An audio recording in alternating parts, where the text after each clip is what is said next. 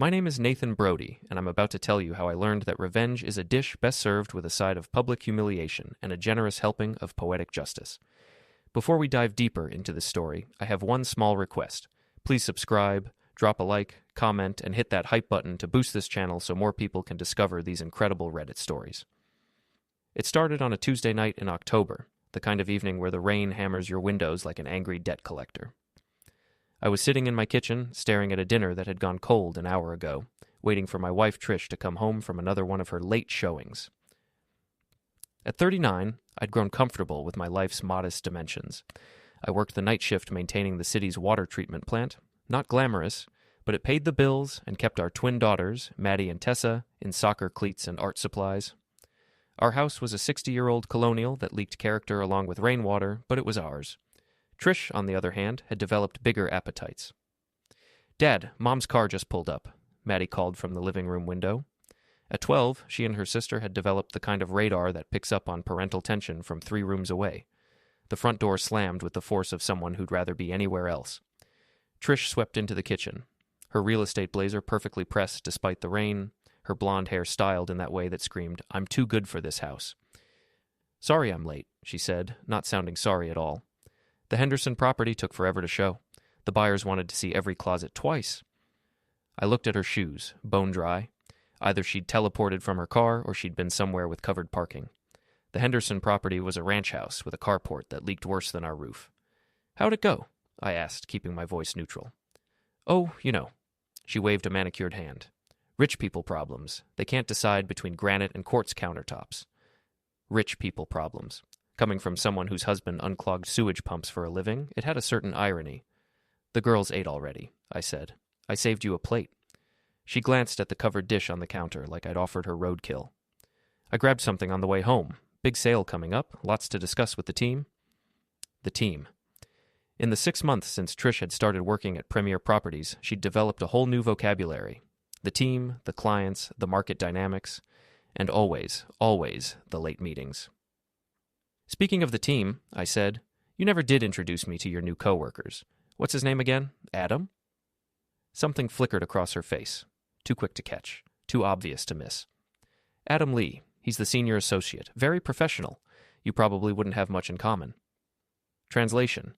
He drives a BMW and doesn't smell like chlorine. "Maybe we could have them over for dinner sometime," I suggested. "You know, meet the spouses." "Oh, I don't think that's necessary.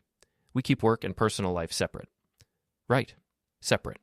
Like her new lingerie receipts that she kept in her car instead of bringing them into the house. Like the way she'd started showering as soon as she got home, even on days when she claimed to have been sitting in air-conditioned offices all afternoon.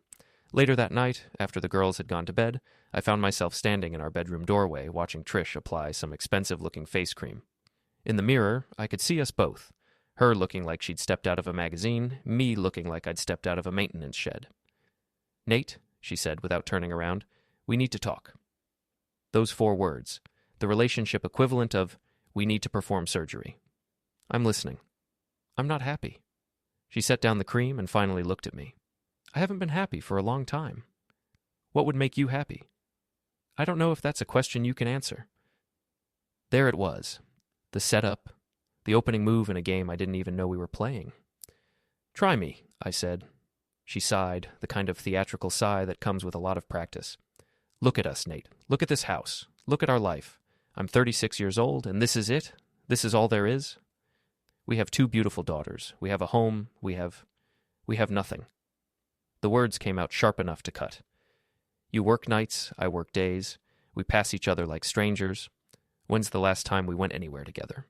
When's the last time you surprised me with anything?" I thought about the coffee I brought her every morning before I went to bed, the way I fixed the squeaky hinge on her closet door without being asked, the flowers I'd picked up last week just because. Trying isn't enough anymore. She stood up, and I could see she'd already made up her mind about something. "I need more, Nate. I deserve more." The conversation continued for another 20 minutes, but those were the words that stuck. I deserve more. Not we deserve more. Not our family deserves more. After she went to sleep, I sat in the kitchen with a beer and tried to figure out when I'd become the obstacle to my wife's happiness instead of the solution. That's when I noticed her purse sitting on the counter, and something made me look inside. Call it intuition. Call it stupidity. Call it the first step down a road that would change everything. Her phone was buzzing with a text message. The preview showed just enough. Can't wait to see you tomorrow. Last night was... The message was from Adam Lee. I set the phone back in her purse and finished my beer. Outside, the rain had stopped, but I could still hear water dripping from the gutters. Steady, persistent, like a countdown. Last night. While I was at work, keeping the city's water running, my wife was having the kind of evening that made her deserve more. I went to bed that night knowing two things. My marriage was over, and I was going to find out exactly how over it was before I decided what to do about it. The next morning, I called in sick for the first time in 3 years. Told my supervisor I had food poisoning, which wasn't entirely a lie, considering how sick I felt about what I'd discovered. Trish left for work at her usual time, kissing me on the forehead like a nurse checking on a patient. Feel better, honey. I'll probably be late again tonight. Big client meeting. Right. After dropping the girls at school, I drove to Premier Properties and parked across the street. The office was in one of those glass front buildings that screamed success and charged rent accordingly. Through the windows, I could see Trish at her desk, talking animatedly with a man in an expensive suit. Adam Lee looked exactly like what Central Casting would order for successful real estate agent. Tall, perfectly styled black hair, the kind of smile that probably closed deals and opened marriages. He leaned against Trish's desk with the casual confidence of someone who'd never had to unclog a drain or fix a furnace. I watched them for an hour, watched him bring her coffee, watched her laugh at something he said, watched him touch her shoulder in a way that lasted just a beat too long. My phone rang. It was Rick Castellano, my oldest friend and former police detective who now ran security for a downtown hotel. "How's the food poisoning?" he asked. "Worse than I thought. Rick, I need a favor. Name it. I need to know about someone. Adam Lee works at Premier Properties." There was a pause. Rick had that cop instinct for hearing what people weren't saying. "You want to tell me why?" "Not yet. Maybe not ever. Can you do it?" "Give me a few hours." By the time Rick called back, I was home, pretending to be sick for the girls when they got back from school. Maddie made me soup from a can, and Tessa drew me a get-well card with a stick figure that was supposed to be me but looked more like a scarecrow. "Dad," Tessa said, "why was Mom crying this morning?" I looked up from the card. "What do you mean?" "In her car, before she left. We saw her from our window." Maddie nodded. "She was on the phone with someone. She looked really upset." "Great. So whatever was happening with Adam Lee wasn't all sunshine and expensive dinners." Rick called at 4 o'clock. "Your boy Adam is 34, married to a woman named Jennifer, 2 kids, lives in Brookfield Heights. Clean record, good credit, drives a black BMW 5 Series. Been with Premier Properties for 3 years, does well enough to afford a house that costs more than you and I make combined." "What about his marriage?" "What about it? Is it solid?" Rick was quiet for a moment. "Nate, what the hell are you into?" "Just answer the question." "I don't know.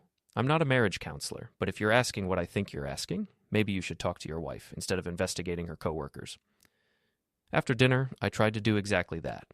The girls were upstairs doing homework, and Trish was in the living room with her laptop, supposedly working on client files. "How was the sick day?" she asked without looking up. "Educational. Trish, we need to finish the conversation we started last night." "Do we?" She closed the laptop. "I think I said everything I needed to say." "Not everything, like why you were crying in your car this morning." Her face went pale, then flushed red.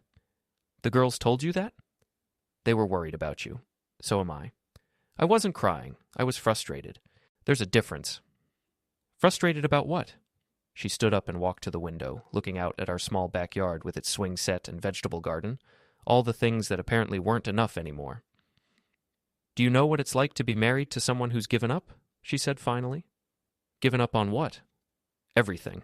Dreams, ambitions, the idea that life should be more than just paying bills and fixing things that break." She turned to face me. "When we got married, you talked about starting your own business. You had plans. What happened to those plans?" "We had kids. Priorities changed." "Your priorities changed. Mine didn't." "And what are your priorities now?" She looked me straight in the eye. "Being happy. Being with someone who wants more from life than a steady paycheck and a house that's falling apart." "Someone like Adam Lee?" The words hung in the air like smoke from a fire that was about to spread. "I don't know what you're talking about," she said, but her voice had changed pitch. "I saw his text last night, about how he couldn't wait to see you, about last night being... What was it going to say, Trish? She sat down heavily on the couch. For a moment, I thought she might confess, might cry, might give me something to work with. Instead, she looked up at me with something close to contempt. You went through my phone? It was buzzing. The preview showed... You violated my privacy. You violated our marriage. Our marriage was already over, Nate. It's been over for months. I just didn't know how to tell you. There it was. The truth delivered like a slap. And Adam helped you figure that out? Adam understands me. He sees potential in me that you stopped seeing years ago. What I see is a woman who's throwing away her family for some guy in a BMW. What I'm doing is refusing to settle for a life that makes me miserable. The conversation went downhill from there. By the end of it, we were both saying things designed to hurt, and we were both succeeding. She called me complacent and boring. I called her selfish and delusional. She said I was jealous because no woman would ever look at me the way she looked at Adam. I said she was probably right, but at least I wasn't cheating on my family. That's when she told me she wanted a divorce.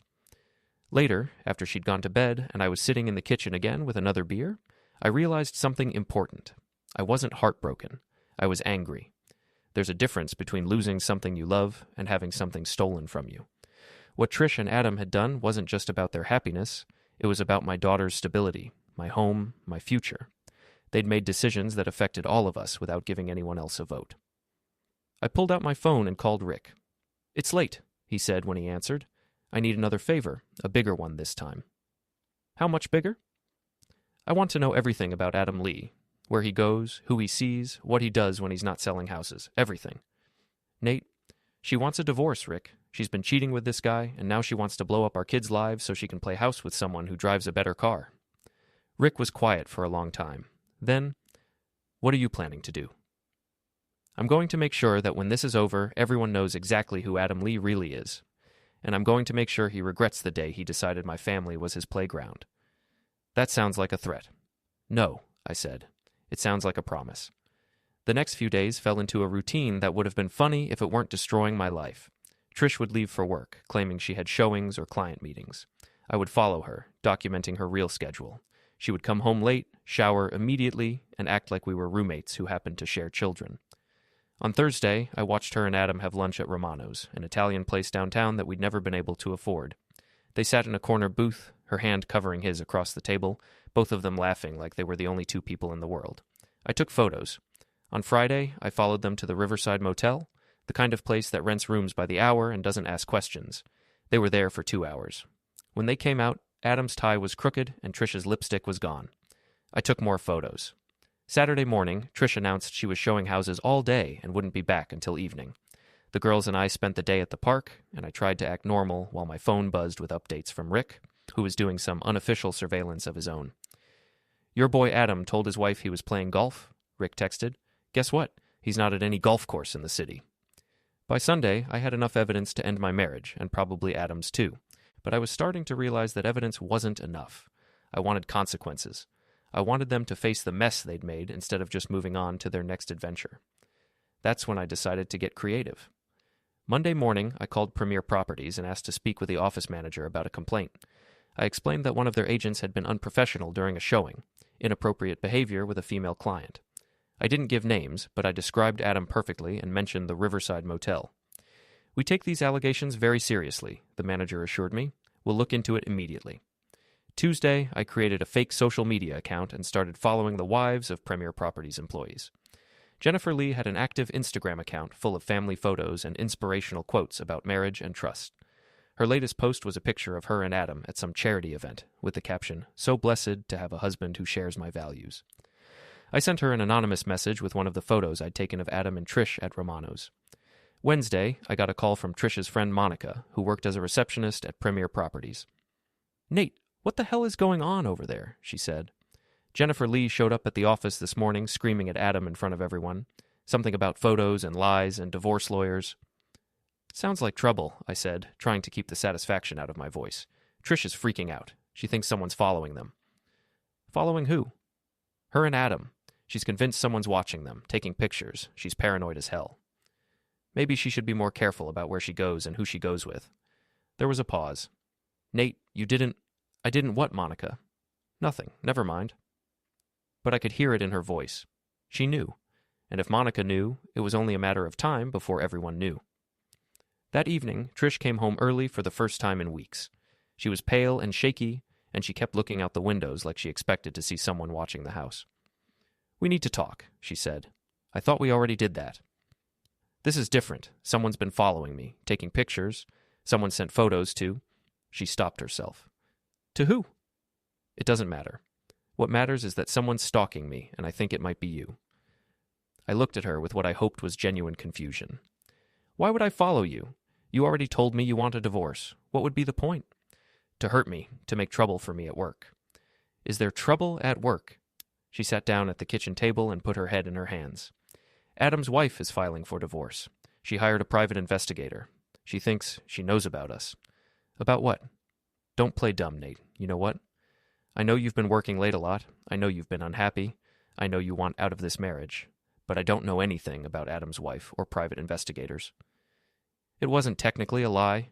I didn't know anything about Jennifer Lee hiring a private investigator. If she had, that was her decision based on information I'd provided. "Someone's trying to destroy my life," Trish said. "Maybe someone's just trying to tell the truth." She looked up at me with something close to hatred. "You did this." "I didn't do anything except try to save my marriage. But apparently that ship has sailed." "You're going to regret this, Nate." "Regret what? Being married to someone who lies to me every day? Being the father of 2 girls who are about to find out their mother values her happiness more than their stability? Trust me, Trish, I already regret plenty." She stood up and headed for the stairs. "I'm calling a lawyer tomorrow." "Good idea. You're going to need one." After she went upstairs, I sat in the kitchen and thought about what came next. The affair was exposed, but that was just the beginning. Adam and Trish had made their choices, and now they were going to live with the consequences. All of them. I pulled out my phone and started making a list of everyone who needed to know the truth about what had been happening. Trish's friends, her family, her coworkers, the parents at the girls' school who knew us as a couple. Some people might call what I was planning revenge. I preferred to think of it as public service. By the time I went to bed that night, I had 17 names on my list and a plan for reaching every single one of them. The truth, I'd learned, was a powerful weapon, but only if you knew how to aim it. Thursday morning brought the first real confrontation. I was dropping the girls off at school when Adam Lee's black BMW pulled up behind my truck. Through the rearview mirror, I watched him get out and walk toward me with the kind of purposeful stride that meant trouble. "Girls, go ahead inside," I told Maddie and Tessa. "I'll be right there." Adam reached my driver's side window just as I rolled it down. Up close, he looked like he hadn't slept in days. His usually perfect hair was disheveled, and there were dark circles under his eyes. "We need to talk," he said. "Do we?" "You know damn well we do. Get out of the car." I looked around at the other parents dropping off their kids, then back at Adam. "This doesn't seem like the right place for whatever you want to discuss." "You made it the right place when you decided to destroy my marriage." "I didn't destroy anything. I just helped your wife see what was already there." His face flushed red. "You sent her those photos." "I don't know what you're talking about." "Bullshit. You've been following us, taking pictures, sending anonymous messages. You're a stalker." I got out of the car slowly, making sure to stay calm. We were in full view of the school entrance, and I could see other parents starting to notice the confrontation. "Adam," I said quietly, "I think you're confused about something. I'm not the one who's been sneaking around. I'm not the one who's been lying to my family, and I'm not the one who decided to blow up 2 marriages for a little excitement." "You don't understand." "I understand perfectly. You saw something you wanted, and you took it, without thinking about the consequences. Now the consequences are here, and you want to blame someone else. Trish is leaving you anyway. This doesn't change anything." "You're right. It doesn't change the fact that you're a cheater and a liar. It just makes sure everyone else knows it too." He stepped closer, close enough that I could smell his expensive cologne mixed with desperation. "If you don't stop this harassment, I'm calling the police." "Go ahead. I'm sure they'd be very interested in hearing about your relationship with my wife, especially the parts that happened during business hours in company vehicles." That stopped him. I could see him trying to figure out how much I actually knew versus how much I was guessing.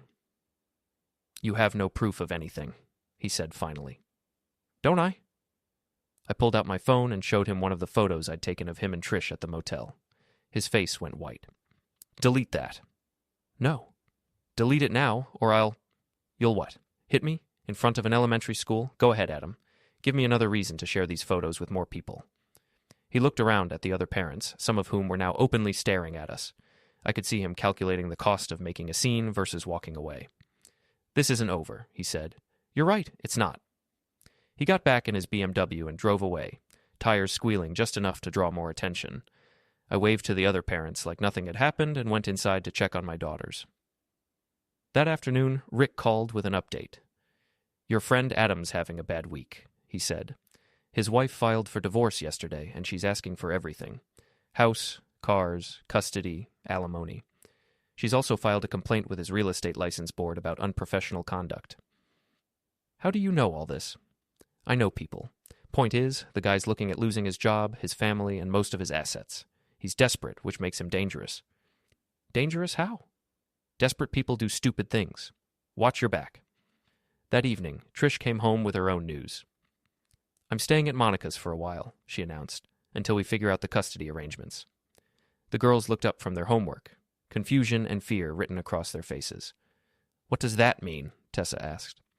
"It means Mommy and Daddy need some time apart," Trish said, using the voice she reserved for explaining why they couldn't have ice cream for dinner. "Because of the divorce?" Maddie asked. Trish shot me a look that could have melted steel. We hadn't told them yet. "We'll talk about it later," I said. "Right now, you two need to finish your homework." After the girls went upstairs, Trish started packing a suitcase. "This is your fault," she said without looking at me. "If you hadn't sent those photos—" I never admitted to sending any photos. "You didn't have to. Who else would have done it? Maybe someone who saw you two together and thought your husband and his wife deserved to know the truth. You destroyed everything." "I didn't destroy anything that wasn't already broken." She zipped up the suitcase and headed for the door. "The girls can stay here for now, but I want them every other weekend, and I want half of everything else. You can want whatever you like. What you get will be up to a judge." She paused at the door. "You know what the funny thing is, Nate? I actually felt guilty about Adam. I thought maybe I was being unfair to you, that maybe we could work things out. And now? Now I know I was right to leave. You're vindictive and cruel, and I don't want my daughters growing up thinking that's how men are supposed to behave." After she left, I sat the girls down and tried to explain what was happening in terms they could understand. They cried, they asked questions I couldn't answer, and they made me promise that none of it was their fault. "It's not your fault," I told them. "It's not my fault either. Sometimes adults make bad choices, and everyone has to live with the consequences." "Is Mom coming back?" Tessa asked. "She'll come visit, and you'll stay with her sometimes." "But no, she's not coming back to live here." "Good," Maddie said quietly. "Maddie, she made you sad all the time, and she made us sad too. Maybe it's better if she lives somewhere else." That night, after the girls were asleep, I sat in my kitchen and realized that my plan was working better than I'd hoped. Adam's marriage was over, his career was in jeopardy, and his reputation was in ruins. Trish was facing a messy divorce and the judgment of everyone who knew us, but I wasn't done yet. I pulled out my phone and started working on the next phase. It was time for the whole world to know exactly who Adam Lee and my soon-to-be ex-wife really were. The final act began on a Friday night in November. I'd spent the week putting the last pieces in place, and everything was ready. Adam and Trish had no idea what was coming. The plan was simple. A public confrontation that would expose everything they'd done in front of everyone who mattered. No more anonymous photos or whispered rumors.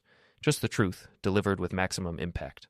The venue was the annual Premier Properties Client Appreciation Dinner at the Riverside Country Club, the same country club where Adam played golf, or at least claimed to. Trish had mentioned it weeks ago, back when she was still pretending we had a marriage worth saving. I wasn't invited, of course, but Rick had a friend who worked security at the country club, and that friend owed Rick a favor. "You sure about this?" Rick asked as he handed me a waiter's uniform. "Once you do this, there's no going back." "There's already no going back," I said. "This just makes sure everyone knows why." The dinner was in full swing when I arrived. About 100 people in the main ballroom, real estate agents, their spouses, and the kind of clients who buy houses the way most people buy groceries. I spotted Trish immediately, wearing a black dress I'd never seen before, laughing at something Adam was saying. Adam looked confident for someone whose life was falling apart. His divorce wasn't final yet, but Jennifer had already moved out and taken the kids. His real estate license was under review, but he was still working. He probably thought the worst was behind him. He was wrong. I spent the first hour serving drinks and listening to conversations. Real estate people love to gossip, and the gossip that night was all about Adam and Jennifer's divorce, and the rumors about Adam's involvement with a married coworker. I heard she's getting divorced, too, one woman whispered to her husband. The whole thing is so sordid. Who is she? The husband asked. That blonde over there. Trish something. 2 kids, husband works for the city. I smiled as I refilled their wine glasses. The story was already out there, spreading like wildfire. All I had to do was add some fuel. At 9 o'clock, the agency owner, a man named David Kellerman, stood up to make his annual speech about success and teamwork and the bright future ahead. That's when I made my move. I walked to the front of the room, pulled out my phone, and connected it to the presentation system that Kellerman had been using for his slideshow. Excuse me, I said into the microphone. I have something I'd like to share with everyone. The room went quiet. I could see Trish and Adam at their table, both of them looking confused and then alarmed as they recognized me. My name is Nathan Brody, I said. Some of you know my wife, Trish. She works here at Premier Properties. Trish started to stand up, but Adam grabbed her arm and pulled her back down. They were both pale now, understanding what was about to happen, but powerless to stop it. I wanted to thank Adam Lee for helping me understand what kind of marriage I really had, I continued. See, I thought my wife was working late, showing houses, building her career. Turns out she was building something else entirely. I clicked a button on my phone, and the first photo appeared on the big screen behind me. Adam and Trish at Romano's, holding hands across the table. The room erupted in whispers and gasps. I could see people turning to look at Adam and Trish, who were now both standing and trying to push their way toward the exit. This was taken 3 weeks ago, I said. During business hours, on a Tuesday afternoon when Trish told me she was showing the Henderson property. Another click, another photo. This one showed them coming out of the Riverside Motel. This was taken last Friday, same day Adam told his wife he was playing golf. By now, security was moving toward me, but Rick's friend was taking his time. I had maybe another minute before they shut me down. I know what you're thinking, I said. This is a private matter between spouses. And you're right. Except that Adam and Trish made it a public matter when they decided to conduct their affair during work hours, using company resources, and lying to clients about their availability. Adam had reached the back of the room, but instead of leaving, he turned around and started pushing back through the crowd toward me. His face was red with rage, and I could see him shouting something, but the microphone was drowning him out. The thing about affairs, I continued, is that they're built on lies, and people who lie to their spouses will lie to anyone. How many clients did Adam cancel on to meet my wife? How many showings did Trish skip for their little rendezvous? That's when Adam reached the front of the room. He grabbed the microphone from my hand and shoved me backward. You're insane, he shouted. This is harassment. Someone call the police. I smiled at him. Great idea. Let's call the police. I'm sure they'd love to hear about how you've been using company property for personal business. And I bet the IRS would be interested in whether you've been reporting all your income accurately. That stopped him. I could see the calculation in his eyes. How much trouble he was already in versus how much worse it could get. You want to destroy me, he said into the microphone. No, Adam, I want to expose you. There's a difference. The security guards finally reached us, but by then it didn't matter. Everyone in that room had seen the photos, heard the accusations, and drawn their own conclusions. The story would be all over town by morning. As they escorted me out, I caught sight of Trish one last time. She was crying, surrounded by her coworkers, all of whom were staring at her like she was a stranger. Outside in the parking lot, Rick was waiting for me. How do you feel? He asked. Like I just took out the trash, I said.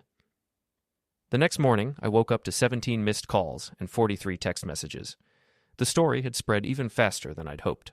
Adam had been suspended pending an investigation into his conduct. Trish had been asked to take a leave of absence. Jennifer Lee's divorce attorney was already subpoenaing the photos I'd taken. But the best part came 3 days later, when I got a call from David Kellerman himself. Mr. Brody, he said, I owe you an apology, and possibly a thank you. How's that? We've been investigating Adam's client files since Friday night. It turns out he's been skimming commission, falsifying showing reports, and using company resources for personal business. If you hadn't exposed his affair, we might never have looked closely enough to find the rest of it. So he's fired? He's fired, and we're considering criminal charges. Your wife, too, I'm afraid. She was involved in some of the falsified reports. After I hung up, I sat in my kitchen with a cup of coffee and thought about justice. Real justice, not the kind you see in movies, but the kind that happens when people face the real consequences of their choices. Adam Lee lost his job, his marriage, his reputation, and possibly his freedom.